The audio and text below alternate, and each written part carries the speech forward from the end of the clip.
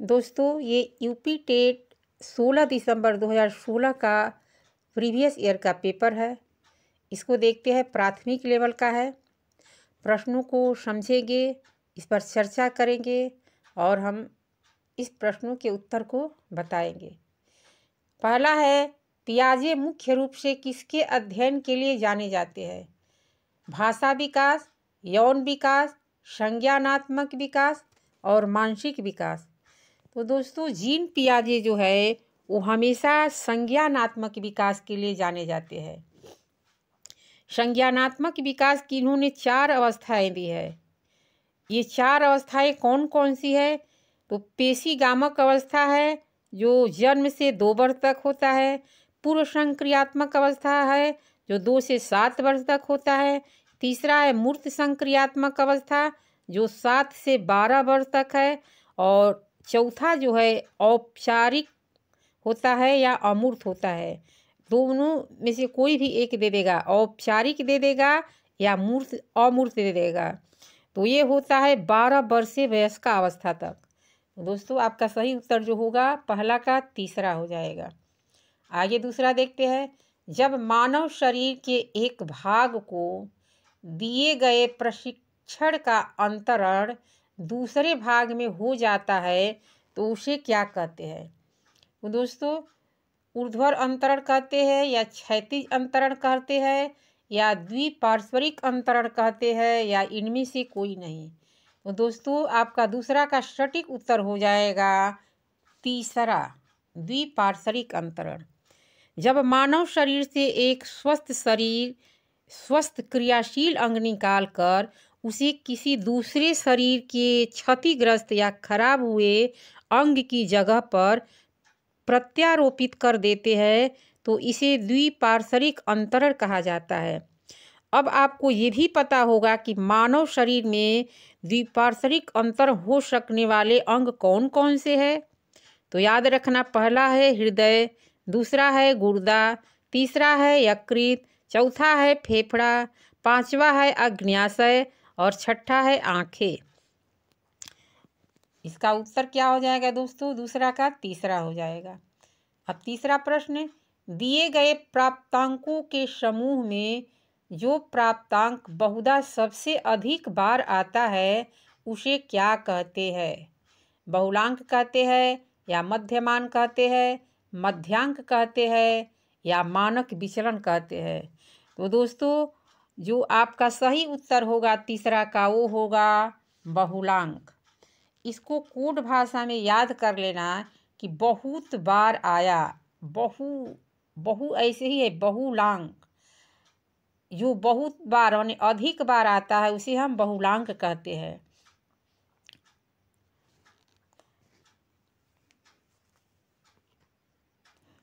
आगे है आपका चौथा,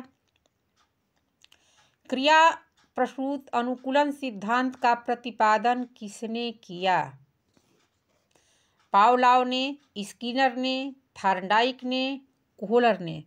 तो दोस्तों, आपका जो सही उत्तर हो जाएगा वो होगा स्किनर। क्रिया प्रसूत अनुकूलन का सिद्धांत स्किनर द्वारा प्रतिपादित किया गया है। क्रिया प्रसूत का तात्पर्य उस कार्य व्यवहार से है जिसे प्राणी सीखते समय करता है। स्किनर चूहे पर इसका प्रयोग किया था। तो इसका सही उत्तर जो हो जाएगा दोस्तों चौथा का दूसरा हो जाएगा। अब हम पांचवा देखते हैं। अल्बर्ट बंडूरा निम्न में से किस सिद्धांत से संबंधित है? अल्बर्ट बंडूरा निम्न में से किस सिद्धांत से संबंधित है? सामाजिक अधिगम सिद्धांत, व्यवहारात्मक सिद्धांत, विकास का संज्ञानात्मक सिद्धांत, विकास का मनोसामाजिक सिद्धांत। तो दोस्तों, जो आपका सही उत्तर हो जाएगा वो होगा सामाजिक अधिगम सिद्धांत। ये अल्बर्ट बंडूरा सामाजिक अधिगम सिद्धांत को दिया। यह सिद्धांत अक्सर व्यवहारवादी और संज्ञानात्मक सिद्धांतों के बीच सेतु होता है जिसमें ध्यान, स्मृति और सीखने की प्रेरणा मिलती है। तो आपका सटीक उत्तर पहला हो जाएगा। आगे हम देखते हैं छठा, मानसिक आयु का प्रत्यय दिया था। मानसिक आयु का प्रत्यय किसने दिया था? बी ने, साइमन ने, स्टर्न ने, टर्मन ने, सिरिल वर्ट ने। तो दोस्तों जो सही उत्तर हो जाएगा बीने साइमन होगा। बीने साइमन ने ही मानसिक आयु का जो है वो प्रत्यय दिया था। तो आपका सही उत्तर हो जाएगा छठा का पहला। सातवां है, निम्नलिखित में से कौन सा सीखने का नियम नहीं है? तत्परता का नियम, प्रभाव का नियम, तनाव का नियम, अभ्यास का नियम। तो मैं इससे पहले वाले वीडियो में पढ़ाई थी कि जो सीखने का जो ये नियम है वो तत्परता का नियम, अभ्यास का नियम तथा प्रभाव का नियम हो, ये थॉर्नडाइक द्वारा दिया गया, लेकिन तनाव का नियम नहीं आया था। तो इसमें जो नहीं है ये हमारा तनाव का नियम नहीं है, इसको बाहर कर देना। आगे है, सीखने से संबंध प्रतिक्रिया सिद्धांत में पावलोव ने प्रयोग किया। किस पर किया? बिल्ली पर, कुत्ते पर, बंदर पर, चूहे पर। ये भी मैं अपने अगले वीडियो में इससे पहले वाले वीडियो में मैं बताई थी कि जो पावलोव ने किया था वो हमारा कुत्ते पर किया था। तो इसलिए आपका सटीक उत्तर होगा कुत्ता, क्योंकि मनोवैज्ञानिक पावलोव ने शास्त्रीय अनुबंधक, जिसको अनुकूलित अनुक्रिया भी कहा जाता है, यह 1904 में दिया, जिसे समझाने हेतु कुत्ते पर इसका प्रयोग किया, जिसमें भोजन को देखकर कुत्ते के मुंह में लार आना था। तो आप याद रखना, कुत्ते के मुंह में लार आ गया। आगे है, सूझ द्वारा सीखने के सिद्धांत का प्रतिपादन किया। थॉर्नडाइक ने, कोहलर ने, पावलोव ने, वुडवर्थ ने। तो दोस्तों सटीक उत्तर आपका हो जाएगा कोहलर ने। सूझ द्वारा सीखने के सिद्धांत का प्रतिपादन कोहलर द्वारा दिया गया। कोहलर एक गेस्टवाल्डवादी मनोवैज्ञानिक था। इस सिद्धांत के अनुसार व्यक्ति अपनी संपूर्ण परिस्थिति को अपनी मानसिक स्थिति में अच्छी तरह समझ या सीख लेता है। कोहलर ने इस संबंध में एक भूखे चिंपैंजी पर इसका प्रयोग किया। उस चिंपैंजी का क्या नाम था? याद रखना, सुल्तान नाम था। आगे 10वां देखते हैं, कार्य को आरंभ करने, जारी रखने और नियमित करने की प्रक्रिया कहलाती है प्रेरणा, संवेदना, सीखना, प्रत्यक्षीकरण। दोस्तों आपका सही उत्तर होगा प्रेरणा। प्रेरणा व्यवहार की व्याख्या करने के लिए प्रयोग में लाने वाली एक सैद्धांतिक निर्माण की प्रक्रिया है। तो याद रखना, आपका सही उत्तर जो हो जाएगा वो प्रेरणा हो जाएगा। आगे है, स्मृति कम करने का उपाय है सीखने में कमी, सीखने में त्रुटिपूर्ण विधि और पठन पाठ की पुनरावृत्ति, स्मरण करने में कम ध्यान देना। तो दोस्तों आपका हो जाएगा पाठ की पुनरावृत्ति। विस्मृति कम करने का उपाय है पाठ की पुनरावृत्ति। जब विस्मृति एक हमारी मानसिक क्रिया है जिसे व्यक्ति कुछ बातों को भूल जाता है, परंतु जब उन्हीं बातों को पुनः उनके सामने दोहराया जाए या पुनरावृत्ति होती रहे तो वह उसे याद रखता है। तो इसलिए पाठ की पुनरावृत्ति जरूरी है। आगे 12 देखते हैं, क्रोध व भय प्रकार है किसका है?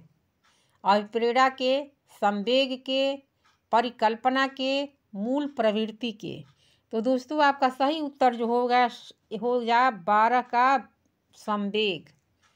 12 का संवेग हो जाएगा, क्योंकि बच्चों में संवेग वातावरण, व्यक्तित्व के भावात्मक तत्व एवं परिस्थितियों के प्रतिभाव से निर्मित होती है।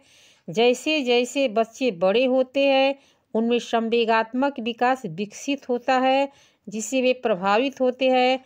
संवेग कई प्रकार के होते हैं। संवेग कई प्रकार में क्या क्या आएगा? भय, घृणा, करुणा, दुख, आश्चर्य, भूख, स्वाभिमान, क्रोध, वात्सल्य इत्यादि जो है ये संवेग है। आपका सटीक उत्तर 12 का दूसरा हो जाएगा। 13 देखते हैं, दूसरे व्यक्ति के बाह्य व्यवहार की नकल है सीखना या अनुकरण, कल्पना या चिंतन। तो 13 का सही उत्तर आपका हो जाएगा अनुकरण। आगे देखते हैं 14, यदि पूर्व ज्ञान व अनुभव नए प्रकार के सीखने में सहायता करती है तो उसे कहते हैं, क्या कहते हैं? नकारात्मक प्रशिक्षण स्थानांतरण या सकारात्मक प्रशिक्षण स्थानांतरण या प्रशिक्षण स्थानांतरण या सीखना। तो दोस्तों आपका हो जाएगा वो सकारात्मक प्रशिक्षण स्थानांतरण। जब कोई व्यक्ति किसी कौशल द्वारा अर्जित ज्ञान का उपयोग किसी दूसरी परिस्थिति के अनुसार करता है तो इस स्थिति को सीखने का स्थानांतरण कहा जाता है। सीखने का जो स्थानांतरण होता है वो 3 प्रकार का होता है, नकारात्मक, सकारात्मक एवं शून्य। याद रखना है 3 प्रकार के होते हैं। तो आपका सटीक उत्तर 14 का क्या हो जाएगा? दूसरा।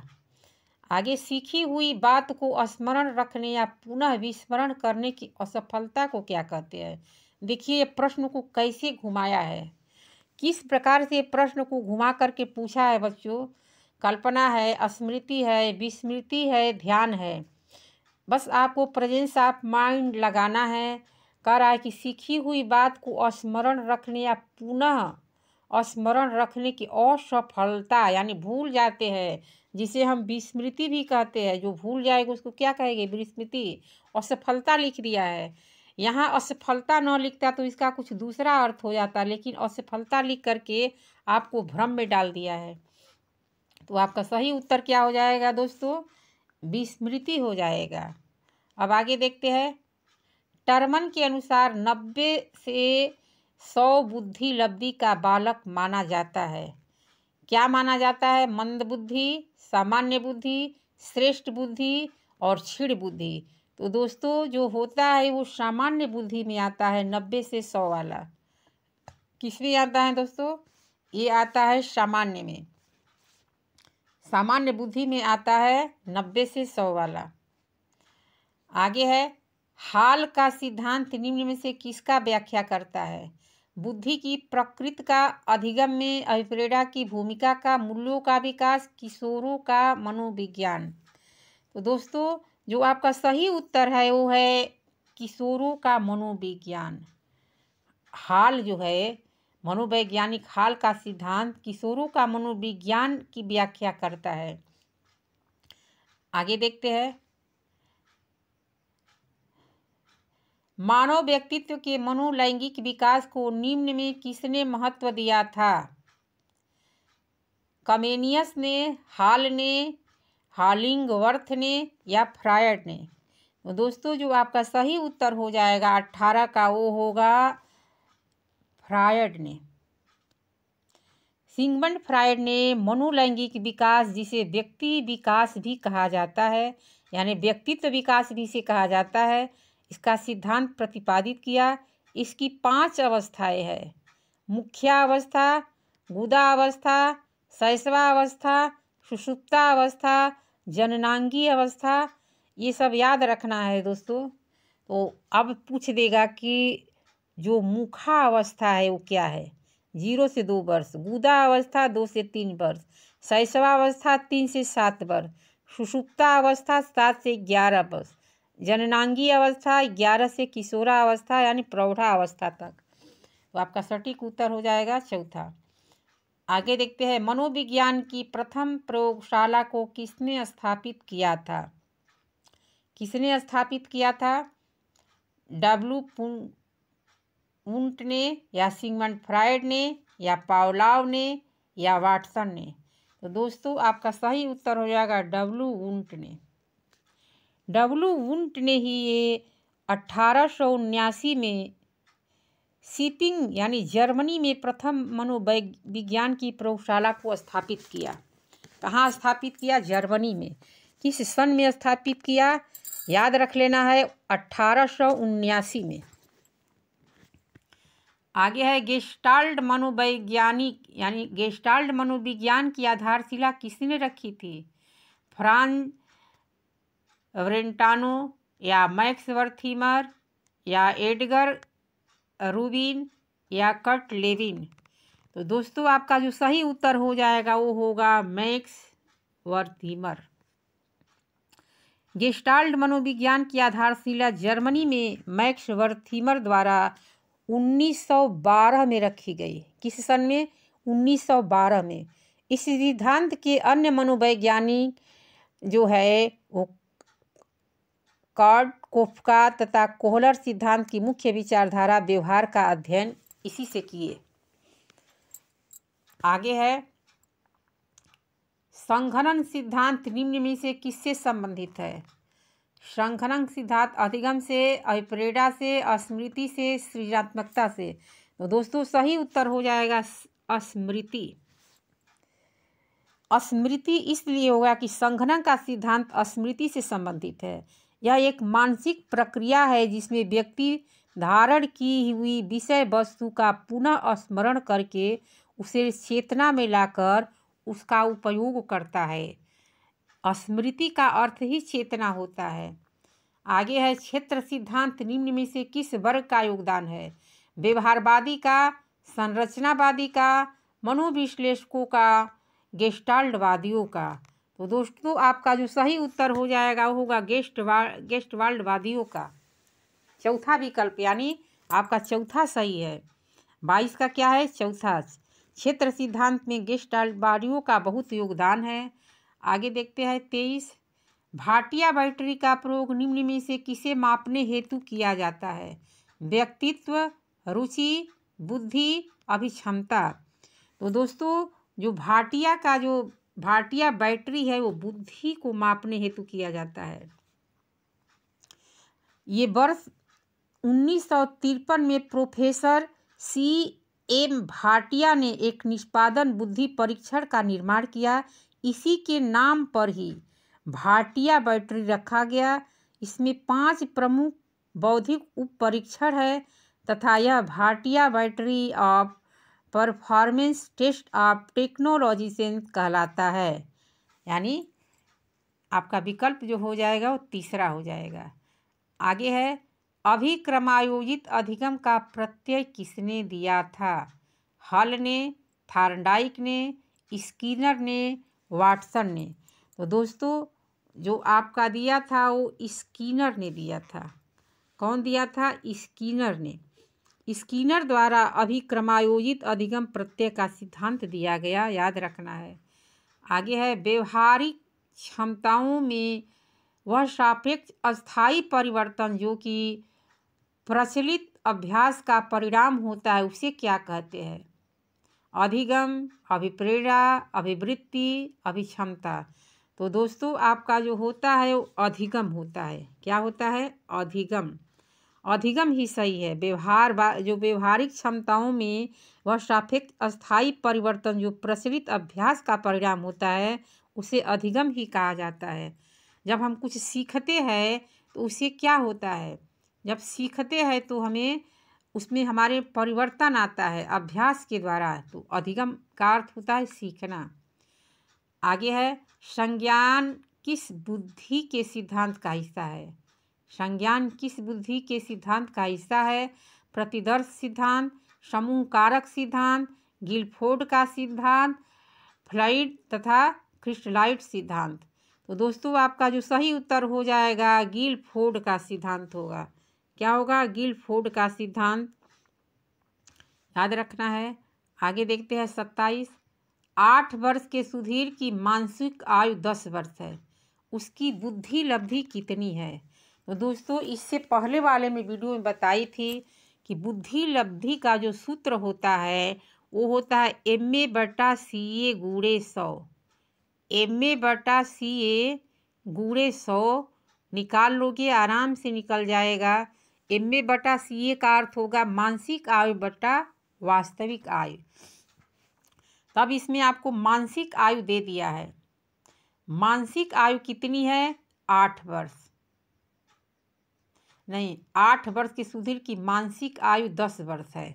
उसकी मानसिक आयु 10 वर्ष है और वास्तविक आयु 8 वर्ष है।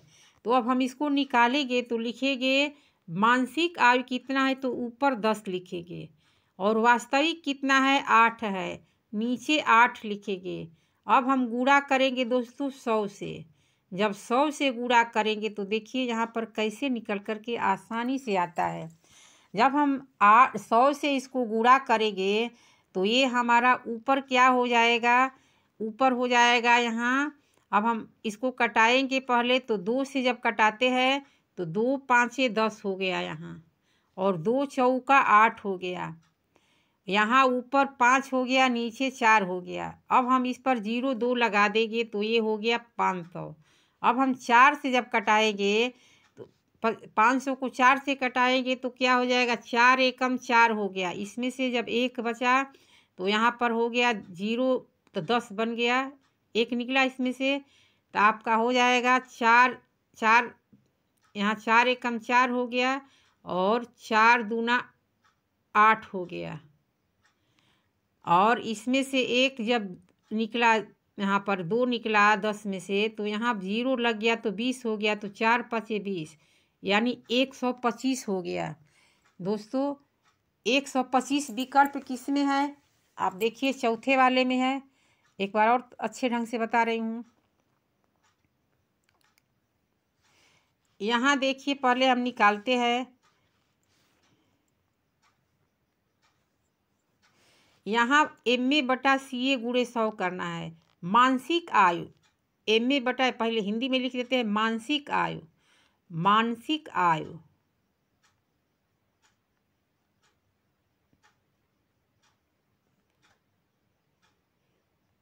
मानसिक आयु बटा वास्तविक आयु, वास्तविक आयु गुणे 100। अब हम गुणे 100 करेंगे तो अब जब हम मानसिक आयु बटा वास्तविक आयु निकाले हैं तो मानसिक आयु 10 वर्ष का रहा है, तो हम लिखेंगे ऊपर 10, क्या लिखेंगे 10, बटा में वास्तविक आयु ये वाला है 8 आपका, तो नीचे लिखेंगे 8। अब गुणा का यहाँ चिन्ह लगाएंगे और 100 लिखेंगे। अब हम कटाएंगे। अगर भाग देने आपको आता होगा तो आसानी से आप भाग दे लोगे। 2 से हम कटाएंगे तो 2 चौका 8 यहाँ हो जाएगा, और 2 से 5 को कटाएंगे तो 2 5 10 हो जाएगा। अब ऊपर हमारा 5 आ गया। अब हम इस 4 से कटाएंगे तो सीधा आप इसको कटा लो। 25 को 100 से 100 को 25 से कटाओ, 25 चौका 100 हो गया। यहाँ 25 चौका क्या हो गया, 100। यहाँ 25 बार आपका आ गया। 25 पाँचे क्या होता है दोस्तों, ये गुणा का चिन्ह दिखाई दे रहा है ना यहाँ, तो यहाँ गुणा लग जाएगा। तो 25 पाँचे 125 होता है दोस्तों। तो 125 आपका चौथा विकल्प में दिखाई दे रहा है, इसलिए आपका चौथा विकल्प सही होगा। उम्मीद करती हूँ समझ गए होगे आप। MA/CA गुणे 100। आगे है, संवेग का कौन सा सिद्धांत इस विचार को मानता है कि संवेगात्मक अनुभव संवेगात्मक व्यवहार पर आधारित है। जेम्स लंग सिद्धांत, हाइपोथैलेमिक सिद्धांत, सक्रियता सिद्धांत, अभिप्रेरणा सिद्धांत। तो दोस्तों जो आपका सही उत्तर हो जाएगा वो होगा जेम्स लंग सिद्धांत। ये पहला ऑप्शन आपका सही है। 28 का पहला सही है। 29 देखते हैं। किसी इच्छा या आवश्यकता में रुकावट पड़ने पर उससे उत्पन्न होने वाला सांवेगिक तनाव कहलाता है, क्या कहलाता है, द्वंद्व, कुंठा, चिंता, तनाव। दोस्तों ये कुंठा कहलाता है। क्या कहलाता है, कुंठा। आगे देखते हैं।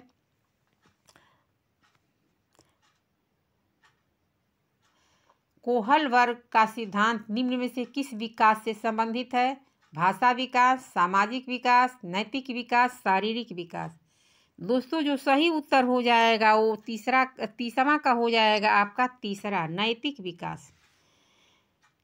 कोहल वर्ग का सिद्धांत नैतिक विकास से संबंधित है। कोहल वर्ग ने कहानियों के माध्यम से नैतिक विकास की अवस्थाओं का साक्षात्कार किया तथा यह पाया कि यह अवस्थाएं सार्वभौमिक होती है।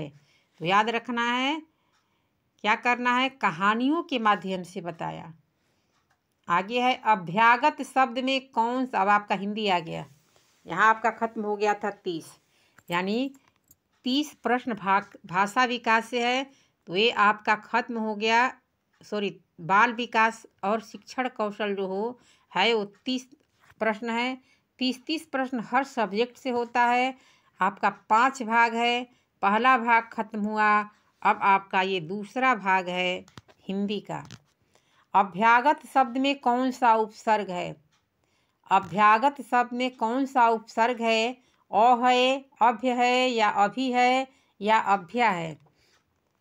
तो दोस्तों याद रखना है कि जो अभ्यागत में हमारा उपसर्ग होता है वो सही उपसर्ग आपको पहचानना होता है। अभ्यागत शब्द में अभी होता है। क्या होता है दोस्तों? अभी। तो आपका तीसरा हो जाएगा। उपसर्ग का अर्थ होता है पहले जुटना। तो आगत में अभी लग करके अभ्यागत हो गया। संधि विच्छेद करोगे तो अभिधन आगत बराबर अभ्यागत। तो हमारा सही उत्तर हो जाएगा अभ्यागत। आगे है रमणीय में कौन सा प्रत्यय है? अब प्रत्यय देखिए, प्रत्यय को समझना पड़ता है। प्रत्यय लास्ट में, शब्द के लास्ट में जुटता है उसे प्रत्यय कहते हैं, और शुरू में जुटता है उसे उपसर्ग कहते हैं।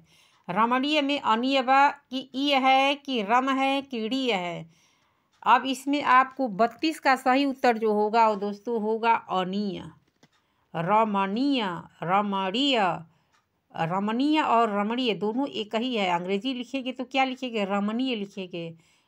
और नौ यानी नौ का अंग्रेजी जो अड़ का होता है वो नौ ही होता है, रमणीय। आगे है तीसरा। बोरव सबय रघुवंश कुठार की धार में बार नरबाजी सरथही।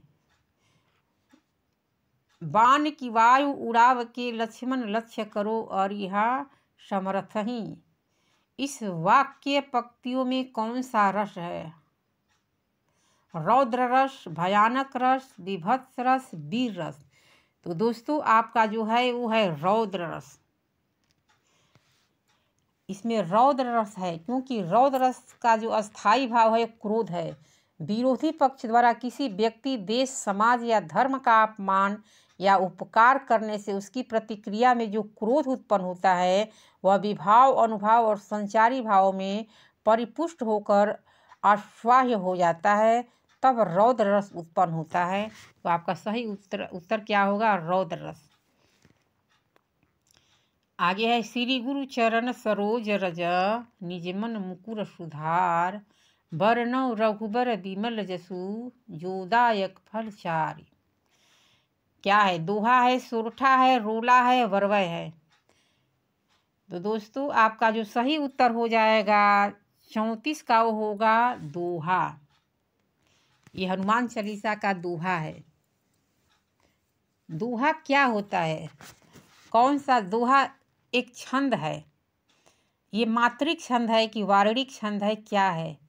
छंद कितने प्रकार के होते हैं दोस्तों? छंद याद कर लो। छंद 2 प्रकार के होते हैं। एक होता है मात्रिक, एक होता है मात्रिक और एक होता है वार्णिक। वार्णिक छंद और मात्रिक छंद। तो इसमें जो आपको दिया है दोस्तों ये अर्धमात्रिक, मात्रिक में भी 2 हो जाता है। अर्धमात्रिक होता है तो, और एक होता है अर्ध सममात्रिक। तो इसमें आपका क्या है? श्री गुरु चरण सरोज में क्या है दोस्तों? ये अर्धमात्रिक छंद है, याद रखना। क्या है? अर्धमात्रिक छंद है। तो आपका सही उत्तर क्या हो गया था? 34 का क्या हुआ? 34 का याद रखना है कि दोहा होगा। 35 देखते हैं। वाक्य शुद्ध है, मोहन और गीता गा रही है। गीता और मोहन गा रहा है।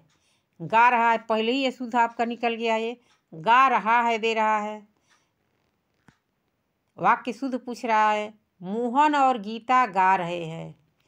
और फिर चौथा लिख रहा है मोहन और गीता गा रही है। तो दोस्तों आपको क्या लग रहा है? कौन सा सही लग रहा है? कमेंट करके बताएं। कमेंट करें। मोहन और गीता गा रहे हैं सही है या मोहन और गीता गा रही है सही है? दोस्तों आपका सही उत्तर हो जाएगा तीसरा, मोहन और गीता गा रहे हैं। आगे है इन शब्दों में से कौन सा शब्द हिंदी शब्दकोश में सबसे अंत में आएगा? क्लीव, क्रम, कृषक, कृषाणु। दोस्तों बताएं। तो आपका जो सही उत्तर हो जाएगा वो होगा क्लीव। कह रहा है कि हिंदी शब्दकोश में सबसे अंत में आएगा। सबसे पहले आपका स्वर में आता है, उसके बाद व्यंजन में आता है, इसके बाद जो आधा अक्षर होता है उसको बाद में लिखता है। तो आपका सटीक उत्तर दोस्तों हो जाएगा हिंदी शब्दकोश में सबसे पहले क्या आता है। तो सबसे पहले जो आता है आपका, सबसे पहले क्या आएगा, सबसे पहले क्लीव आएगा।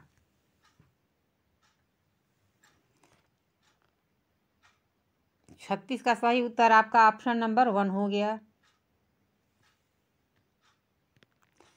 सॉरी, करा इनमें से कौन सा शब्द हिंदी शब्दकोश में सबसे अंत में आएगा। तो अंत में बताई हूँ, सबसे अंत में आएगा क्लीव। आगे है चराचर यानी जगत में कौन सा समास है। तत्पुरुष, द्वंद्व, बहुब्रीहि, कर्मधारय। जल्दी कीजिए दोस्तों, बताइए कौन सा समास है कर्मधार इसमें चराचर में। चराचर में आपका समास क्या लग रहा है। चराचर में आपका समास हो जाएगा दोस्तों कर्मधारय। कर्मधारय समास है दोस्तों चराचर में। शब्द का अर्थ स्पष्ट करने हेतु कौन सा तरीका सर्वाधिक उपयुक्त है। वाक्य प्रयोग, व्याख्यान, भ्रमण, चित्र निर्माण। शब्द का अर्थ स्पष्ट करने हेतु, जल्दी बताइए कौन सा सही है। शब्द का अर्थ स्पष्ट करने हेतु दोस्तों जब तक से हम वाक्य प्रयोग नहीं करेंगे तब तक से हम अर्थ स्पष्ट नहीं कर पाएंगे। हमें वाक्य प्रयोग करना पड़ेगा। जैसे राम घर जाता है, सीता 3 घंटे से पढ़ रही है। तो जब तक से हम शब्द का अर्थ स्पष्ट नहीं करेंगे तो वाक्य का इस तरह से अर्थ स्पष्ट करने तो सबसे अधिक वाक्य प्रयोग करना है, तब हम अर्थ समझेंगे। आगे है भाषा शिक्षण की पद्धति नहीं है। किंडरगार्टन, मॉन्टेसरी, डैक्राली, अभिक्रमित अनुदेशन। दोस्तों आपका जो सही उत्तर हो जाएगा होगा अभिक्रमित अनुदेशन। आगे देखते हैं, बालक की प्रारंभिक शिक्षा उसकी मातृभाषा में दी जाए, यह मानना है। किसका मानना है दोस्तों। ये मानना है महात्मा गांधी का। महात्मा गांधी ही बोले थे कि बालक की प्रारंभिक शिक्षा उसकी मातृभाषा में दी जाए, उन्हीं का ही ये कथन है। व्याकरण शिक्षण के लिए उपयुक्त नहीं है। आगमन प्रणाली, निगमन प्रणाली, अव्याकृति प्रणाली, कक्षाभिनय प्रणाली। दोस्तों आपका जो सही उत्तर होगा वो कक्षाभिनय प्रणाली होगा, क्योंकि आगमन, निगमन, अव्याकृत प्रणाली व्याकरण शिक्षण के लिए उपयुक्त है, जबकि कक्षाभिनय प्रणाली व्याकरण शिक्षण के लिए उपयुक्त नहीं है।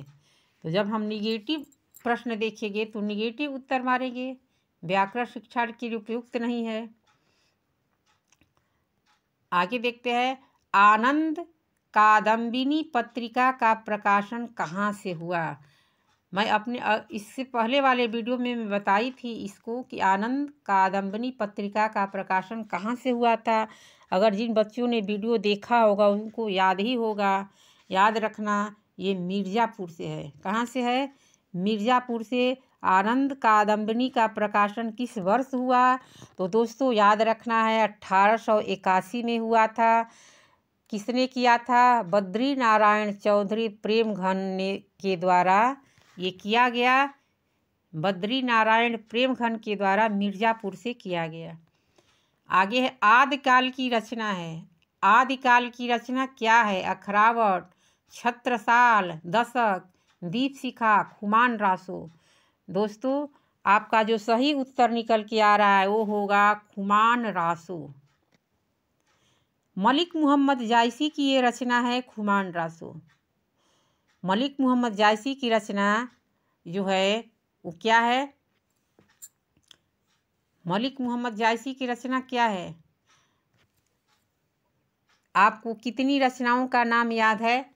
मलिक मोहम्मद जायसी की जो रचना है अखरावट है, भक्ति काल की रचना है, भूषण द्वारा रचित क्या है, छत्रसाल है, दशक द्वारा रचित रीतिकाल की रचना है। महादेवी वर्मा द्वारा रचित दीपशिखा है।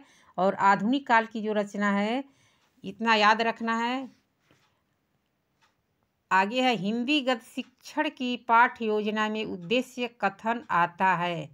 पूर्व ज्ञान के पश्चात, प्रस्तावना प्रश्न के पश्चात, आदर्श वाचन के पश्चात, मौन वाचन के पूर्व। दोस्तों, जो आपका सही उत्तर होगा प्रस्तावना प्रश्न के पश्चात। हिंदी गद्य शिक्षण की पाठ्य योजना के उद्देश्य में कथन प्रस्तावना प्रश्न के पश्चात आता है। आगे देखते हैं, आचार्य रामचंद्र शुक्ल का निबंध संग्रह है। क्या है? माटी का फूल, चिंतामणि, छड़ बोले कड़ मुस्काए, आलोक पर्व। दोस्तों, आपका जो सही उत्तर होगा आपका 45 का वो होगा दूसरा, चिंतामणि। चिंतामणि होगा। चिंतामणि आचार्य रामचंद्र शुक्ल का निबंध संग्रह है। यह कितने भागों में है? दोस्तों, यह कितने भागों में संकलित है? जो जानता हो कमेंट करके बताए, जल्दी से बताए। आचार्य रामचंद्र शुक्ल का जो है यह चिंतामणि निबंध जो है कितने भागों में है? तो याद रखना दोस्तों, 3 भागों में है। कितने भागों में? 3 भागों में, याद रख लेना। 3 भागों में ये बटा है।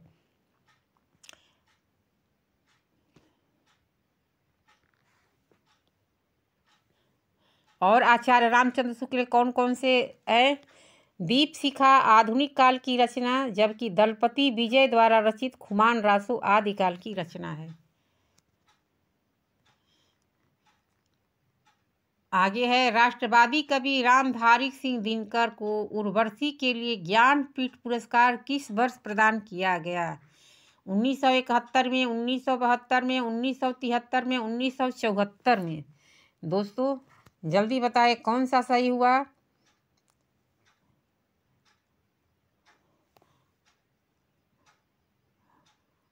ज्ञानपीठ पुरस्कार कब दिया गया?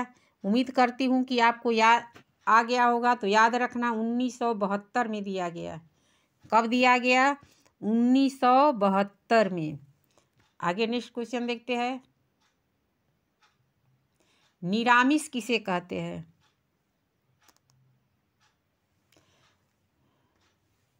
निरामिष किसे कहते हैं? मांस रहित भोजन, मोक्ष का इच्छुक, रात्रि में विचरण करने वाला, मृत्यु का इच्छुक। दोस्तों, इसका सही जो उत्तर हो जाएगा वो होगा मांस रहित भोजन, निरामिष। निरामिष, आमिष और निरामिष। आमिष और निरामिष को समझ लोगे तो आप सही ऑप्शन चूज कर लोगे। तो मांस रहित भोजन को निरामिष कहते हैं। 47 का आपका पहला सही हो जाएगा। आगे है, सहद शब्द है। सहद शब्द में आप क्या लगाएंगे? तत्सम, तद्भव, देशज, आगत। तो आपका जो सही उत्तर 48 का हो जाएगा वो होगा दोस्तों, सहद में हमारा जो है सहद शब्द जो है 48 का आपका सही हो जाएगा। ये आगत शब्द है। क्या है? आगत। आगत शब्द है, सहद शब्द आगत है। हिंदी में अनेक शब्द ऐसे हैं जो विदेशी मूल के है पर परस्पर संपर्क के कारण यहाँ प्रचलित हो गए हैं। यहाँ का ये शब्द नहीं है सहद। आगे है, वनिता का प्रयोग किस अर्थ में होता है? वनिता, जंगल, स्त्री, पुस्तक, व्यवसायी। दोस्तों, आपका जो सही उत्तर हो जाएगा वो होगा दूसरा, स्त्री। वनिता मीन्स स्त्री होता है। आगे, मुकुंद किसका पर्याय है? विष्णु, शिव, सूर्य, कामदेव। दोस्तों, आपका जो सही उत्तर होगा वो होगा विष्णु। ये विष्णु का पर्यायवाची है मुकुंद। इसके अतिरिक्त इसके और जो है केशव, गोविंद, उपेंद्र, दामोदर, पीताम्बर, नारायण आदि भी इनके पर्यायवाची है। अब 51 देखते हैं, काहे रि नलिनी तू कुम्हिलानी, तेरे ही नाल सरोवर पानी। इस पंक्ति के रचनाकार कौन है? जायसी, रैदास, कबीर, दादू। दोस्तों आपका जो सही उत्तर हो जाएगा वो होगा कबीर। आगे देखते हैं 52। करपट का तद्भव रूप। करपट का तद्भव रूप क्या है? कपट, कारपेट, कर्पूर, कपड़ा। तो दोस्तों करपट का जो तत्सम होता है वो कपड़ा होता है। करपट मीन्स कपड़ा, कारपेट नहीं होता है। कितने कैंडिडेट कारपेट मारे होंगे लेकिन वो गलत है। आगे है 53। निम्नलिखित में वर्तनी की दृष्टि से कौन सा शब्द युग्म है? बारात, बसंत, बारात, बसंत, बारात, बसंत, बारात, बसंत। तो दोस्तों सही उत्तर आपका हो जाएगा तीसरा, बारात बसंत। बारात नहीं होता है, बारात होता है, बारात वसंत। ये आपका तीसरा सही है। आगे है अर्ध स्वर। यव, इव, रीलरी और उसके बाद री श। तो आपका जो अर्ध स्वर होता है वो दोस्तों य व होता है। य व याद रखना है। आगे चोर की दाढ़ी में तिनका मुहावरे का सही अर्थ है। अपराधी का अपना दाढ़ी खुजलाना, अपराधी का शंकाग्रस्त रहना, अपराधी की पहचान हो जाना, अपराधी का अपनी पहचान छिपाना। तो दोस्तों जो सही उत्तर होगा वो दूसरा होगा, अपराधी का शंकाग्रस्त रहना। अपराधी जो होता है हमेशा डरता रहता है, इसलिए चोर की दाढ़ी में तिनका होता है। इसका अर्थ हुआ अपराधी का शंकाग्रस्त रहना। एक बार कही बात को दोहराते रहना। वाक्यांश के लिए एक शब्द बताए। आगार, प्राक्कथन, पृष्ठपेक्षण, प्रस्तावना। तो दोस्तों आपका 56 का सही उत्तर हो जाएगा तीसरा।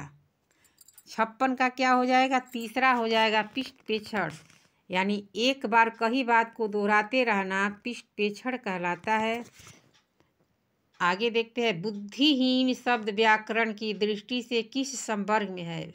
बुद्धिहीन शब्द व्याकरण की दृष्टि से किस संवर्ग में? संज्ञा, सर्वनाम, विशेषण, क्रिया।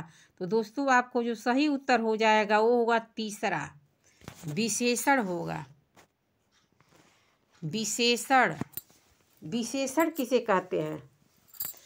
संज्ञा की जो विशेषता बताता है। क्रिया की विशेषता बताने वाले को तो क्रिया विशेषण कहते हैं, लेकिन जो संज्ञा की विशेषता बताता है उसे विशेषण कहते हैं। जैसे सीता लता बुद्धिहीन है, तो लता की विशेषता उसमें उसके बारे में बताया गया, कैसी है? बुद्धिहीन है, तो विशेषण इसमें होगा 57 में। आगे देखते हैं 58। छत से ईंट गिरी वाक्य में कौन सा कारक है? दोस्तों जब कुछ चीज़ अलग होती है तो उसमें यहाँ पर तो से लगा है, इतना याद रखना है कि से है, और एक और से होता है तृतीया में। पंचमी का भी से होता है और तृतीया का भी से होता है। तो अब कन्फ्यूजन में कैंडिडेट हो जाते हैं कि से जो है दो जगह आता है, तो हम अपादान लगाए कि या करण लगाए। तो करण वहाँ लगेगा दोस्तों, करण का भी अर्थ से होता है, तृतीया का चिन्ह से होता है। तो तृतीया में भी से होता है और पंचमी में भी से होता है। पंचमी में भी से होता है और तृतीया में भी से होता है। तो हम याद रखेंगे कि जहाँ अलगाव की बात आती है, जहाँ अलग हो रहे हैं, वहाँ पर हमें पंचमी लगेगा, और पंचमी को हम अपादान बोलते हैं। और तृतीया जो होता है से करण को, उसको हम करण को, इसमें जो तृतीया विभक्ति हो तो इसे करण कारक बोलते हैं, पंचमी को अपादान बोलते हैं। यानी छत से ईंट गिरी, छत से ईंट अलग हो रही है, इसलिए अपादान होगा। आगे देखते हैं महोर्मी का संधि विच्छेद। महोर्मी का संधि विच्छेद क्या होगा दोस्तों? महाधन उर्मी, महाधन उर्मी, महाधन उर्मी, महद्धन उर्मी। तो दोस्तों आपका 59 का सही उत्तर हो जाएगा आपका तीसरा। 59 का होगा महाधन उर्मी, ये बड़ाऊ वाला जो है, और म पर ये रेफे वाला रे होगा, उसमें होगा महाधन उर्मी। आगे समष्टि का विपरीतार्थी शब्द, विपरीतार्थी मतलब विलोम होता है, उसके विपरीत समष्टि का विलोम बताना है। समष्टि का विलोम क्या होगा दोस्तों? विशिष्ट होगा, अशिष्ट होगा, अपुष्टि होगा या व्यष्टि होगा। तो व्यष्टि होगा समष्टि का विपरीतार्थ। अब आपका यहाँ से कंप्लीट हो गया, यहाँ तक हिंदी था। अब भाग 3 आएगा। अब भाग 3 में दोस्तों आपको चयन करना होता है हिंदी और संस्कृत, अरे संस्कृत और अंग्रेजी। संस्कृत और अंग्रेजी जो है इसमें चयन करना है। तो आप जो फॉर्म भरते समय चूज किए होगे वही इसमें भी भरना पड़ेगा। इसमें गोला भरने के लिए देता है विषय के आगे कि संस्कृत का गोला रंगे या इंग्लिश का। अगर आप संस्कृत भरे होगे तो संस्कृत का गोला रंगिएगा, इंग्लिश भरे होगे तो इंग्लिश का गोला रंगिएगा, उसके बाद पेपर को कीजिएगा। तो चलिए हम इसको बताते हैं। आपका 61 का दोस्तों हो जाएगा सही उत्तर तीसरा। 61 का क्या हो जाएगा? तीसरा, ही गिव नो रीजन। अब 62 का दोस्तों क्या हो जाएगा?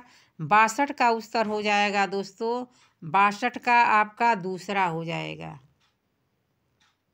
62 का दूसरा हो जाएगा। आप अगर इंग्लिश लिए हो, पढ़ना चाह रहे हो तो रोक रोक करके वीडियो को पढ़ करके समझ करके तब आगे बढ़िएगा। मैं तो संस्कृत ली थी, मैं 3-4 बार यूपी टेट क्वालिफाइड हूँ और लगभग 4-5 बार सी टेट क्वालिफाइड हूँ संस्कृत से। आगे आपका 63 का क्या हो जाएगा दोस्तों? 63 का तीसरा हो जाएगा। 63 का तीसरा। 64 का देखते हैं दोस्तों, 64 का आपका तीसरा हो जाएगा।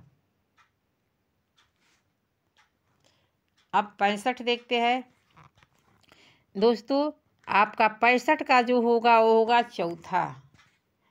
65 का क्या हो जाएगा? चौथा हो जाएगा। इसके बाद 66 देखते हैं। 66 में आपका हो जाएगा दूसरा। 66 में क्या होगा? दूसरा हो जाएगा। They asked me if I would like to come with them, यही आपका सही है। 67 में आपका दोस्तों क्या हो जाएगा? 67 में आपका तीसरा हो जाएगा। डेमोन्स्ट्रेटिव, डेमोन्स्ट्रेटिव होगा। 68 में दोस्तों, 68 में आपका हो जाएगा पहला, ऑन। 69 में दोस्तों, 69 में आपका हो जाएगा दोस्तों पहला। 69 में भी आपका पहला हो जाएगा। 70 में दोस्तों हो जाएगा आपका to be up and doing, यानी तीसरा हो जाएगा।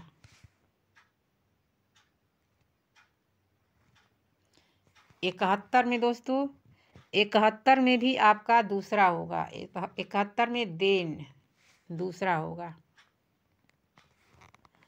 72 में दोस्तों आपका 72 में भी 72 में तीसरा होगा। 73 में आपका पहला हो जाएगा योर्स। 74 में आपका तीसरा हो जाएगा Ravi advise his friend to work hard. अब 75 देखते हैं। 75 में आपका दूसरा हो जाएगा। 76 देखते हैं। आपका 76 में दोस्तों दूसरा हो जाएगा। 76 में दूसरा हो जाएगा। 77 में दोस्तों, 77 में पोइट्री विच टीच तीसरा हो जाएगा। 77 में तीसरा। 78 देखते हैं। 78 में दोस्तों ये आपका तीसरा है। 79 में दोस्तों, 79 में आपका दूसरा हो जाएगा इफेक्ट। 80 में दोस्तों जॉय होगा, दूसरा हो जाएगा।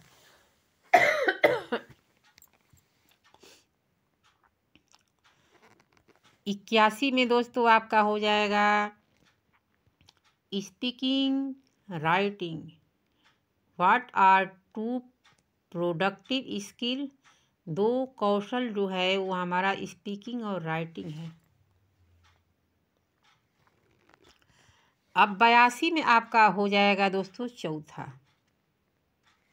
82 में ह्यूमन लैंग्वेज। 82 का हो जाएगा ह्यूमन लैंग्वेज चौथा। 83 में दोस्तों 83 में आपका हो जाएगा दूसरा। 83 में स्पीकिंग यानी दूसरा हो जाएगा। 84 में दोस्तों 84 में आपका हो जाएगा दूसरा। फॉर स्पेसिफिक डिटेल आपका क्या हो जाएगा दोस्तों? दूसरा हो जाएगा।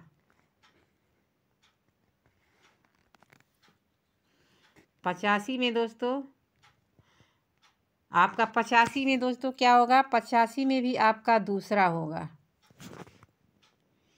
85 में भी आपका दूसरा ही होगा।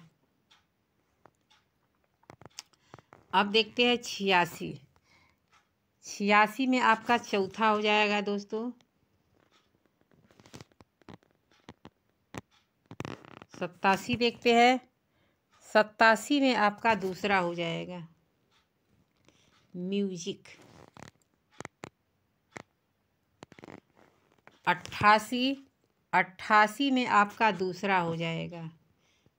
88 में दूसरा।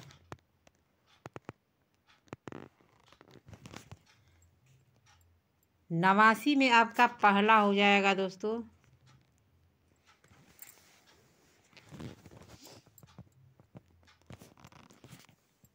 90 में आपका तीसरा हो जाएगा। अब यहाँ आपका खत्म हो गया। अब आएगा मैथ।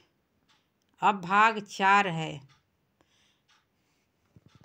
भाग 4 है दोस्तों। अब इसको आप लगाइए और लगा करके हल कीजिएगा और कमेंट करके बताइएगा किसको कितना क्वेश्चन आ रहा है। 91 का आपका पहला सही है।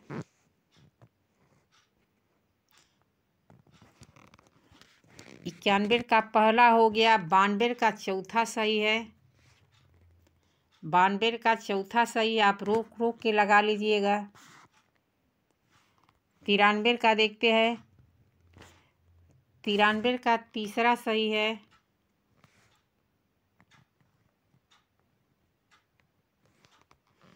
94 देखते हैं। 94 में कौन सा सही है? 94 का भी तीसरा सही है। 30, 33, 36 तीन की 3 क्रमागत गुणज संख्याओं का योग 99 है। ये गुणज हो गए 30, 33, 36। सीमा 1 घंटे में किताब का 1/5 भाग पढ़ती है। यदि वह किताब को 2/1/3 घंटे पढ़कर सो जाती है तो किताब का कितना भाग पढ़ने को शेष बचता है? तो आपका सही ऑप्शन जो हो जाएगा वो होगा पहला 8/15। आगे है वह छोटी से छोटी संख्या जिसे 269 में जोड़ने पर पूर्ण वर्ग प्राप्त हो, वह संख्या क्या है दोस्तों? तो वह संख्या आपका होगा 31, 16, 7, 20 या 20 होगा। आपका सही उत्तर 20 होगा। आगे है वर्ष 2003 का प्रथम दिन बुधवार था। वर्ष 2005 का अंतिम दिन कौन सा रहेगा दोस्तों? तो आपका सही उत्तर जो होगा दोस्तों वो होगा चौथा यानी शनिवार।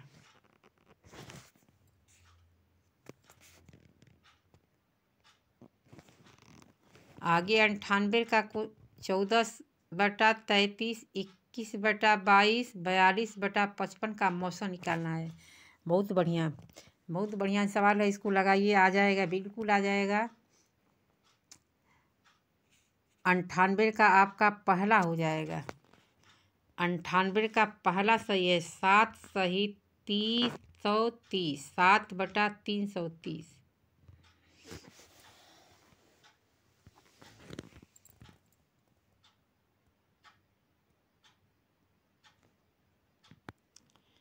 आगे 99 का दोस्तों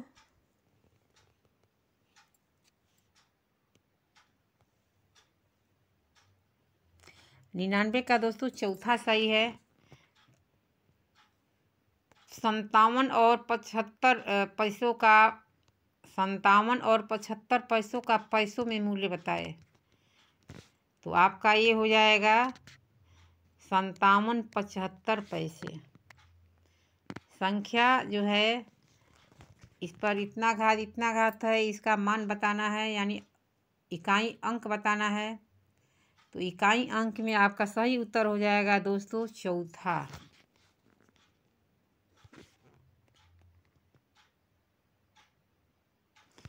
एक सौ एक का हो जाएगा दोस्तों दूसरा।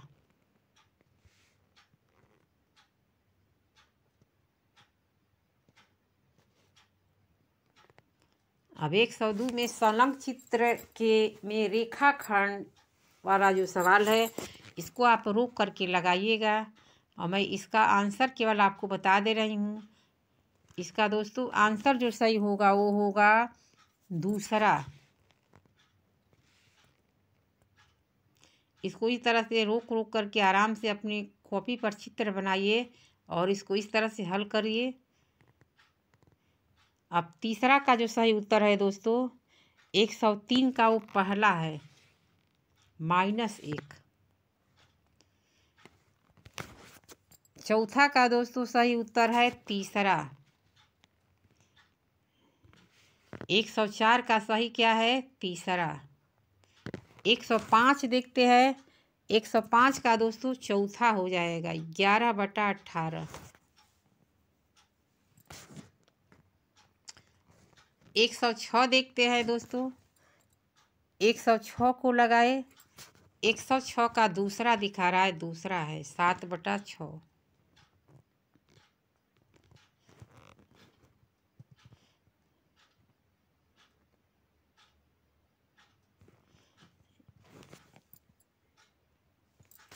106 का दूसरा 7/6 है। 7 देखते हैं। 7 का दोस्तों सही उत्तर है, करा निम्नांकित में कौन सी सबसे बड़ी भिन्न है? 3/2, 4/3, 5/6 और 9/7। तो दोस्तों इसमें आपका सही उत्तर हो जाएगा 3/2। 3/2 भिन्न सबसे बड़ी भिन्न है।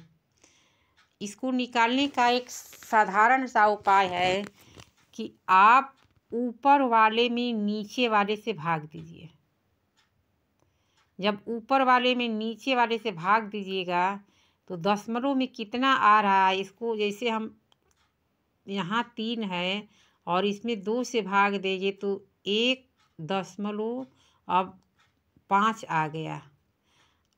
तो हमारा ये पहला निकल कर के आ गया 1.5। और हम 4/3 में जब भाग देंगे तो 4 में हम 3 से भाग देते हैं तो 3 एकम 3 आ गया। अब इसके बाद जो 1 बचा उस पर हम 0 लगाएंगे दोस्तों। तो 0 लगाएंगे तो या क्या हो जाएगा, 10 हो जाएगा। तो 3 से भाग देंगे तो तितली के 9 हो जाएगा। तो 1.3 आया, यानी 1.5 से अभी छोटा है। अब 5/6 को देखते हैं तो यहाँ 5 लिखेंगे और 6 से जब भाग देंगे तो ये तो ऐसे ही कम लग रहा है। अब 9 में 7 से भाग दे के देखो, 9 में 7 से भाग देंगे तो क्या जाएगा, 7 एकम 7, 2 बचा। 2 पर हम जब 0 लगा देंगे तो क्या आ जाएगा, 7 दूना के 14, यानी 1.2 ही आया। अब बताओ कि 1.5 बड़ी है ना, तो इसलिए आपका 1.5 बड़ी संख्या निकल के आ गई। आपका सही उत्तर क्या हो जाएगा, 3/2। अब 108 का बताए। 108 का क्या सही उत्तर है? कह रहा है कि यदि 31 गुणे 5.9 का अपवर्त है जहाँ x एक अंक है तथा x का मान होगा 1, 3, 6, 9। तो दोस्तों आपका जो सही उत्तर हो जाएगा वो होगा 9। 9 सही उत्तर होगा। ये आपका 9 का 8 कंप्लीट हो गया। 9 देखते हैं। विभाजनी का उपयोग किया जाता है। विभाजनी का उपयोग कोण बनाने में, त्रिभुज बनाने में, आयत बनाने में या रेखाखंड की लंबाई ज्ञात करने में होता है। तो दोस्तों विभाजनी का जो हम उपयोग करते हैं रेखाखंड की लंबाई ज्ञात करने में विभाजनी का प्रयोग करते हैं, यानी चौथा सही होगा। दिए गए चित्र में कितने वर्ग है? दिए गए चित्र में वर्गों की संख्या ज्ञात करनी है। कितने वर्ग है?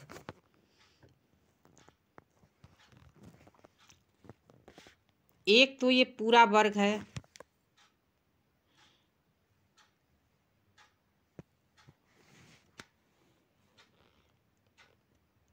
वर्गों की संख्या आपको बतानी है। दिए गए चित्र में कितने वर्ग है? एक तो ये पूरा वर्ग है, इसके बाद इसमें 3 वर्ग है। तो तितली के 9 1 10 हो गया, और यहाँ से एक गया 11 हो गया, यहाँ से एक गया 12 हो गया, यहाँ से एक गया 13 हो गया, यहाँ से गया 14 हो गया। यानी हमारा सही उत्तर निकल कर के आ रहा है चौथा। इसमें 14 है दोस्तों, 14 वर्ग है। आगे है गणित सार संग्रह के लेखक है आर्यभट्ट, भास्कराचार्य, महावीराचार्य, ब्रह्मगुप्त। तो दोस्तों महावीराचार्य गणित सार संग्रह के लेखक है। गणित सार संग्रह के लेखक महावीराचार्य है। किसका कथन है कि शिक्षक शिक्षण उपकरणों के माध्यम से शिक्षण को अस्थायी एवं रोचक बना देता है। रस्क, नन, इसके बाद मेकन तथा राफ्ट, बंशीधर। दोस्तों आपका जो सही उत्तर हो जाएगा वो होगा मेकन तथा राफ्ट। आगे है गणित शिक्षण की स्वयं सिद्ध विधि में कौन सी विधि सम्मिलित नहीं है?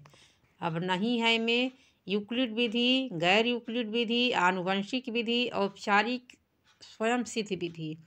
तो दोस्तों आनुवांशिक विधि जो हमारा है ये नहीं है। पाई है एक विषम भिन्न, एक सम भिन्न, एक अभाज्य संख्या, एक अपरिमेय संख्या।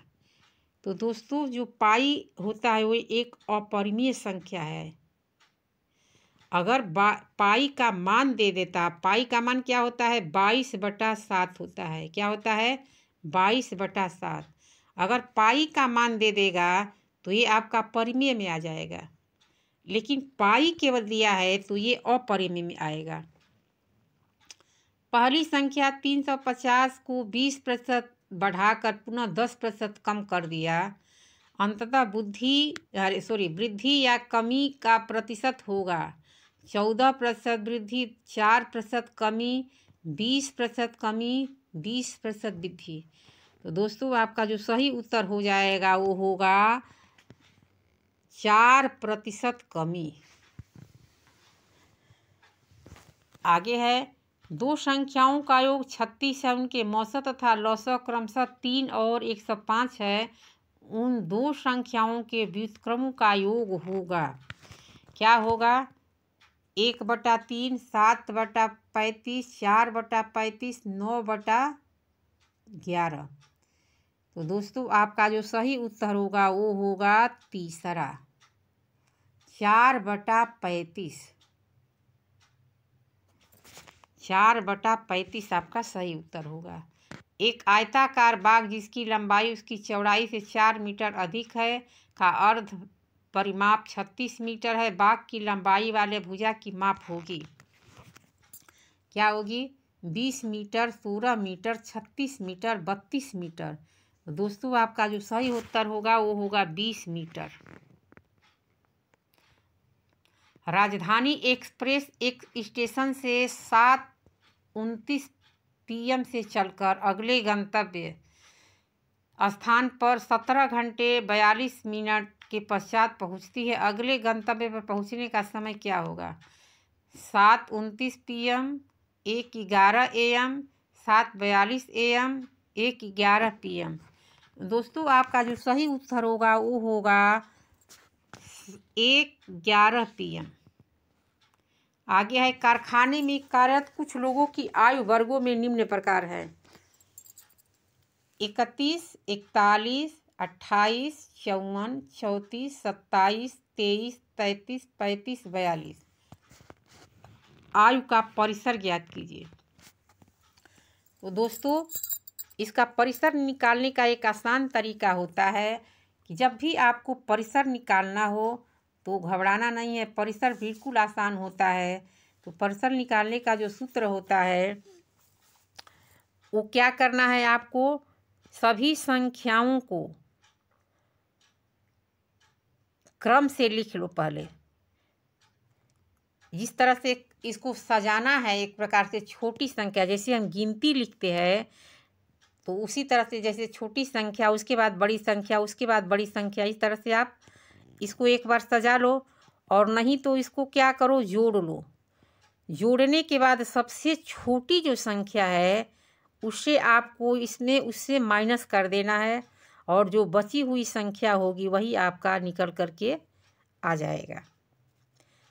आयु का परिसर बराबर अधिकतम आयु बटा न्यूनतम आयु। अधिकतम आयु इसमें क्या है, जब इसको क्रमागत करोगे तो सबसे अधिकतम आयु इसमें से क्या निकल कर के आ रहा है दोस्तों? जैसे हम संख्या जोड़ते हैं तो इसको जोड़ना नहीं है, अगर आसान निकालना चाहते हो तो सबसे बड़ी संख्या इसमें क्या दिख रही है? सबसे बड़ी संख्या क्या है? 31, 41, 28, 54, 34, 27, 23, 33, 35, 42। हमें 54 दिख रहा है तो हम लिखेंगे 54 और माइनस कर देंगे। अब सबसे छोटी संख्या क्या दिख रही है? सबसे छोटी संख्या 31, 41, 28 क्या दिख रही है?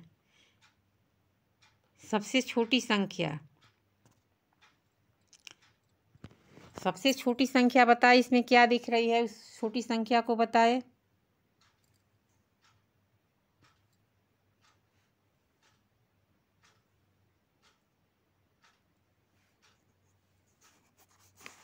जो सबसे छोटी संख्या दिख रही है उसको बताए।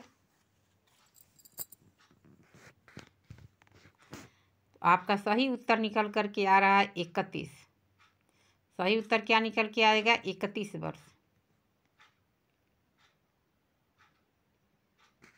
यदि इसमें से हम 23 घटाते हैं तो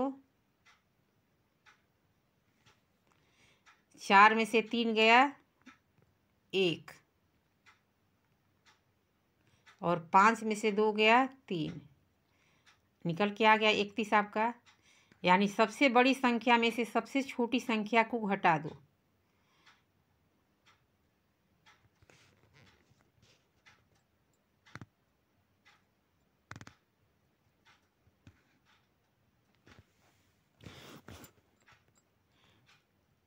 आगे 20 का सबसे छोटी अभाज्य संख्या है 0, 1, 2, 3।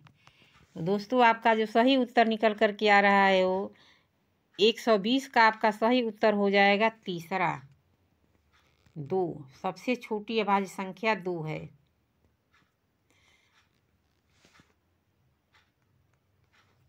आगे है आपका पर्यावरण आ गया। निम्नलिखित में कौन सा वृक्ष जैविक कीटनाशक का उत्पादक है? नीम, देवदार, चीड़ और ओक।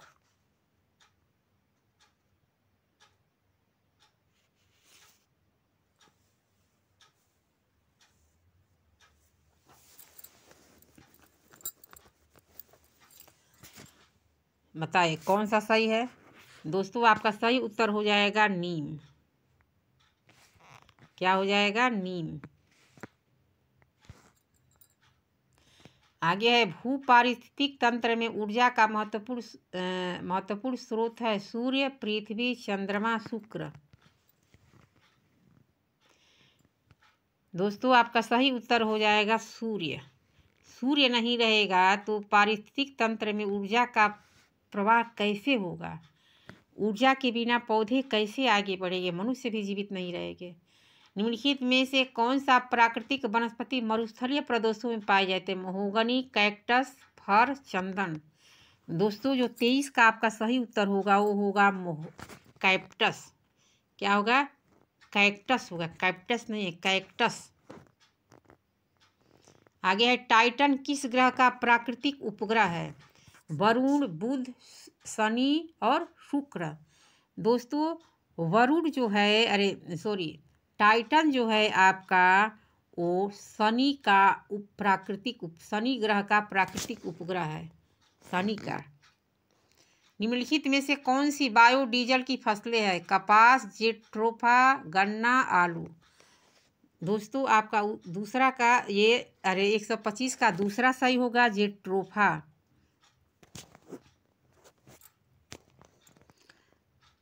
आगे है, पर्यावरण संरक्षण अधिनियम किस वर्ष पारित हुआ? पर्यावरण संरक्षण अधिनियम किस वर्ष पारित हुआ? 1982, 1986, 1992, 1996। बहुत बढ़िया, जल्दी बताए, जल्दी बताए इसको। तो दोस्तों 1986 में पर्यावरण अधिनियम पारित हुआ। किसमें? 1986 में। भूमंडलीय तापन का कारण है हिमनदों में वृद्धि, कार्बन डाइऑक्साइड में वृद्धि, कार्बन डाइऑक्साइड में कमी, वनों में वृद्धि। दोस्तों आपका जो सही उत्तर हो जाएगा वो होगा दूसरा, कार्बन डाइऑक्साइड वृद्धि। इसी के कारण भूमंडलीय तापन में वृद्धि हो रही है। ओजोन परत का भी क्षरण हो रहा है, किससे? कार्बन डाइऑक्साइड की वृद्धि के कारण। आगे निम्नलिखित में से किसमें सर्वाधिक जैव विविधता पाई जाती है? शीतोष्ण पर्णपाती वन बायोम, उष्णकटिबंधीय सदाबहार वर्षा वन बायोम, शीतोष्ण घास प्रदेश बायोम, सवाना बायोम। दोस्तों आपका सही जो उत्तर होगा वो होगा दूसरा, उष्णकटिबंधीय सदाबहार वर्षा वन। यही आपका सही उत्तर है। आगे देखते हैं, निम्न में से किस मृदा का निर्माण लावा द्वारा होता है? लाल मिट्टी, काली मिट्टी, जलोढ़ मिट्टी, लेटराइट मिट्टी। दोस्तों जो आपका सही उत्तर होगा वो होगा दूसरा, काली मिट्टी। आगे है, वायुमंडल की कौन सी परत प्रकाश की परावैंगनी किरणों को पृथ्वी की सतह पर आने से रोकती है? समताप मंडल, क्षोभ मंडल, आयन मंडल, मध्य मंडल। तो दोस्तों समताप मंडल जो है यही हमारे वायुमंडल की परावैंगनी किरणों को पृथ्वी सतह पर आने से रोकती है। समताप मंडल याद रखना है। कौन सा मंडल? समताप मंडल। वायुमंडल का निर्माण विभिन्न परत से हुआ है, जिसमें हम समताप मंडल, आयन मंडल, क्षोभ मंडल आदि नामों से जानते हैं। पृथ्वी की सतह से ऊपर जो सबसे पहला मंडल है वही समताप मंडल के नाम से जाना जाता है। यह मंडल पृथ्वी की सतह पर सूर्य के परावैंगनी किरणों को आने से रोकता है। अगला क्वेश्चन देखते हैं, गंगा एक्शन प्लान को लाने का उद्देश्य निम्नलिखित में से किस सुधार हेतु है? जल की गुणवत्ता, जल का वेग, जल की प्रचुरता, जल का तापमान। दोस्तों आपका सही जो उत्तर होगा वो होगा जल की गुणवत्ता। क्या है दोस्तों? जल की गुणवत्ता। ये सरकार द्वारा गंगा की सफाई एवं गंगा के जल की गुणवत्ता को बनाए रखने के लिए गंगा एक्शन प्लान योजना 1985 में लाया गया, ताकि गंगा में प्रदूषण की मात्रा को कम किया जा सके। आगे है मध्य, तो आपका उत्तर कौन सा हुआ था दोस्तों? जल की गुणवत्ता। आगे है, मध्य प्रदेश में कौन सा शहर झीलों का शहर कहलाता है? भोपाल, उज्जैन, इंदौर, उसके बाद है ग्वालियर। दोस्तों आपका हो जाएगा भोपाल। क्या हो जाएगा? भोपाल हो जाएगा। मध्य प्रदेश की राजधानी में अधिक झील होने के कारण भोपाल को झीलों का शहर कहा जाता है। आगे है, शिक्षक की सबसे बहुमूल्य निधि है। क्या निधि है? सेवा, वेतन, गर्व, छात्रों का विश्वास। तो दोस्तों, छात्रों का विश्वास होता है। जब तक से शिक्षक छात्रों का विश्वास नहीं जीतेंगे तो उसके पास कुछ नहीं है। शिक्षक की सबसे बहुमूल्य निधि होती है अपने छात्रों का विश्वास, ताकि शिक्षक और छात्रों में संबंध बना रहे तथा छात्र शिक्षक का सम्मान कर सके। आगे है, परिकल्पना को बार बार परीक्षण करने में गलत नहीं पाया जाता है तो वह है एक सिद्धांत, कानून, खोज, मूल संकल्पना। तो दोस्तों, जो आपका सही उत्तर होगा वो पहला होगा, सिद्धांत। आगे देखते हैं, निम्नलिखित में से सबसे उपयुक्त शिक्षण विधि है। विचार गोष्ठी एवं श्रुतलेख, श्रुतलेख एवं दिया गया कार्य, विचार गोष्ठी एवं कार्य योजना, व्याख्यान एवं श्रुतलेख। दोस्तों, जो आपका सही उत्तर होगा वो होगा तीसरा, विचार गोष्ठी एवं कार्य योजना। विचार गोष्ठी एवं कार्य योजना जो है हमारा, ये शिक्षा के क्षेत्र में सबसे अधिक उपयुक्त शिक्षण विधि कहलाती है। इससे शिक्षा के क्षेत्र में गुणवत्ता को सुधारने में सहायता एवं प्रोत्साहन मिलती है। देखते हैं नेक्स्ट क्वेश्चन, निम्नलिखित में से कौन सी ग्रीन हाउस गैस नहीं है? Carbon dioxide, nitrous oxide, helium, methane, helium एवं मीथेन। तो दोस्तों, जो सही उत्तर होगा वो होगा तीसरा, हीलियम। हीलियम एक रासायनिक तत्व है जो प्रायः गैसीय अवस्था में रहता है। किस में रहता है? गैसीय अवस्था में। यह एक निष्क्रिय गैस या नोबेल गैस है तथा यह रंगहीन, गंधहीन, स्वादहीन, विषहीन गैस है। इसमें कोई विष नहीं होता है। इसका परमाणु क्रमांक 2 है। सभी तत्वों में इस गैस का क्वथनांक एवं गलनांक सबसे कम होता है, जिसके कारण यह ग्रीन हाउस गैस नहीं हो सकता। तो आपका सही उत्तर क्या हो जाएगा दोस्तों? हीलियम।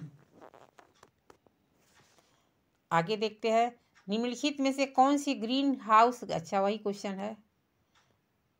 आगे देखते हैं, ध्वनि प्रदूषण का मापन किस इकाई द्वारा किया जाता है? जूल, डेसिबल, न्यूटन, इसके बाद नैनो इकाई। दोस्तों, जो आपका सही उत्तर होगा वो होगा, क्या हो जाएगा? ध्वनि प्रदूषण का क्या हो जाएगा दोस्तों? आप सबको पता होगा, आप जानते हैं कि डेसिबल जो होता है वो नापा जाता है ध्वनि की तीव्रता। तो हम डेसिबल को मारेंगे। सिस्मोग्राम से क्या नापा जाता है? भूकंप की तीव्रता नापा जाता है। बैरोमीटर से क्या नापा जाता है? वायु नापा जाता है। और फैदोमीटर से क्या नापा जाता है? समुद्र की गहराई नापा जाता है। याद रखना है। आगे देखते हैं, निम्न नदियों में से कौन सी नदी बंगाल की खाड़ी में गिरती है? कौन सी नदी गिरती है? ताप्ती, सुवर्णरेखा, नर्मदा, सिंधु। दोस्तों, जो सही उत्तर होगा वो होगा दूसरा, सुवर्णरेखा जो है बंगाल की खाड़ी में गिरती है। आगे देखते हैं, निम्न में से किस स्थलाकृति का निर्माण हिमानी द्वारा हुआ है? लैपीज, यू आकार की घाटी, वी आकार की घाटी, जलप्रपात। दोस्तों, जो आपका 39 का जो सही उत्तर होगा वो दूसरा होगा, यू आकार की घाटी। आगे 40 देखते हैं, निम्न में से किस स्थलाकृति का निर्माण हिमानी द्वारा हुआ है? ये तो वही क्वेश्चन है। राकेश कक्षा 5 पर्यावरणीय विज्ञान शिक्षक द्वारा दिए गए कार्य को समय से प्रस्तुत नहीं करता है, अतः सबसे उपयुक्त सुधारात्मक उपाय हो सकता है। क्या हो सकता है?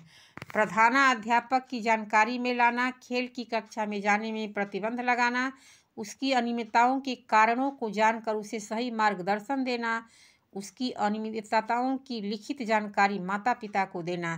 तो उम्मीद करती हूँ कि जितने भी कैंडिडेट हैं सब टीचर बनने वाले हैं, और टीचर बनने वाले हो तो आपके अंदर क्या कला होनी चाहिए, बच्चों को कैसे प्रोत्साहित किया जाता है, किस तरह से सुधारा जाता है, यानी उसकी जानकारी को हम समझेंगे उसे सही मार्गदर्शन देंगे तो हम क्या करेंगे, सही मार्गदर्शन देंगे, इसलिए आपका तीसरा सही है।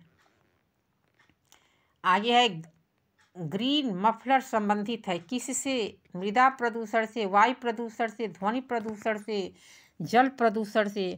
तो दोस्तों ये होता है ध्वनि प्रदूषण। जो ग्रीन मफलर संबंधित है वो ध्वनि प्रदूषण से है। निम्न में से कौन सा सागर यूरोप को अफ्रीका से अलग करता है, लाल सागर, काला सागर, अरब सागर, भूमध्य सागर। तो दोस्तों जो सही हो जाएगा वो होगा भूमध्य सागर। भूमध्य सागर यूरोप को अफ्रीका से अलग करता है।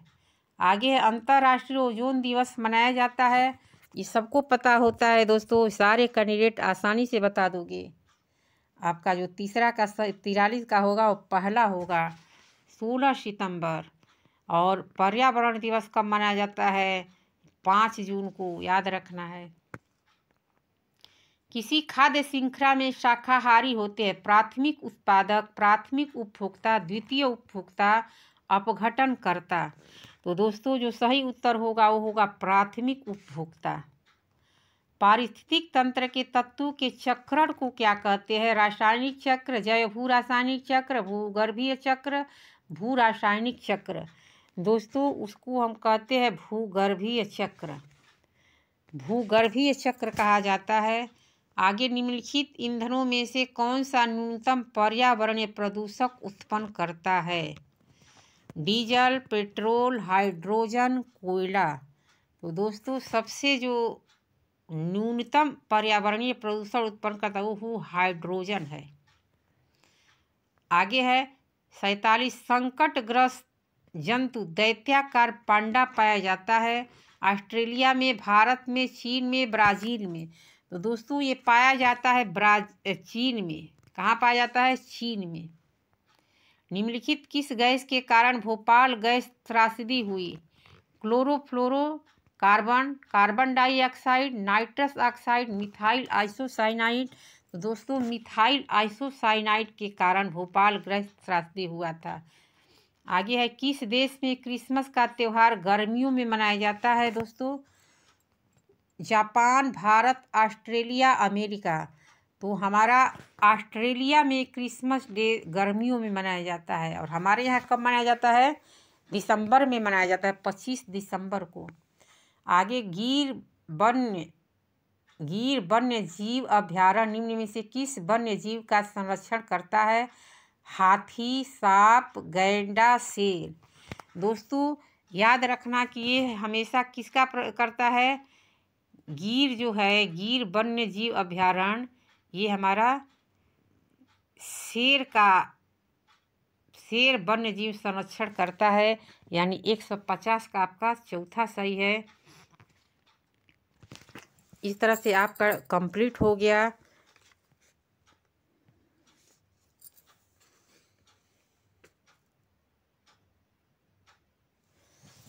अब हम अपने नेक्स्ट वीडियो में आपको यूपी टेट के अगले प्रीवियस पेपर को बताएंगे। तब तक के लिए धन्यवाद। अब मैं चैनल को सब्सक्राइब और लाइक करने के लिए नहीं कर रही हूँ। जिन दोस्तों को टीचर बनना है वो अपने आप ही इस चैनल को लाइक और सब्सक्राइब करेंगे। धन्यवाद, मिलेंगे अगले वीडियो में।